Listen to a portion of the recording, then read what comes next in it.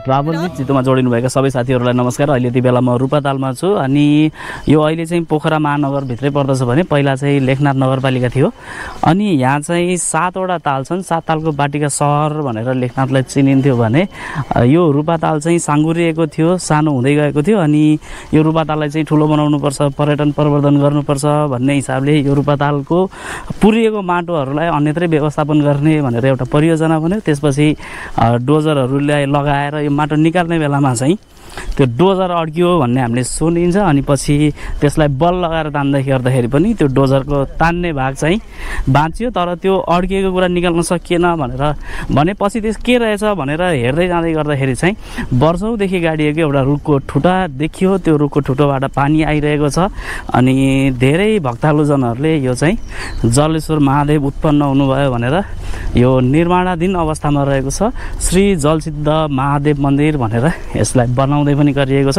धर्मसँगको विषयको कुरा भएको भएर मैले आफ्नो प्रतिक्रिया भन्दा पनि धेरै पर्यटकहरू आएर यहाँ आएर दर्शन गरेर अनि केही वरहरू मागेर जानुभएको छ अनि यो ठाउँलाई पर्यटन प्रवर्धन गर्न सक्ने हो भने पर्यटनको एउटा केन्द्रबिन्दुको रूपमा चाहिँ यो ठाउँ विकसित हुनेछ भन्नेमा मलाई पनि विश्वास लागेको छ, ढुक्क छु। अनि यहाँ चाहिँ यसरी बनाइँदै गरिएको छ है।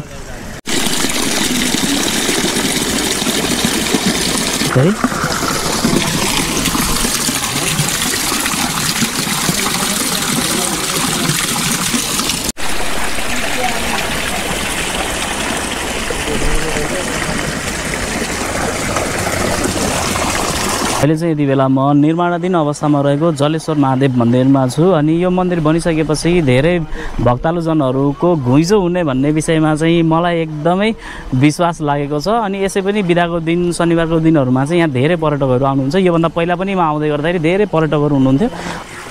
यो रूपातालकै क्षेत्रफलमा विकसित गर्न सकिने हो भने पक्कै पनि एउटा पर्यटनको केन्द्रबिन्दुको रूपमा विकसित हुनेछ। भिडियो हेरेर साथ दिनुभयो तपाईँहरू सबैलाई विशेष धन्यवाद।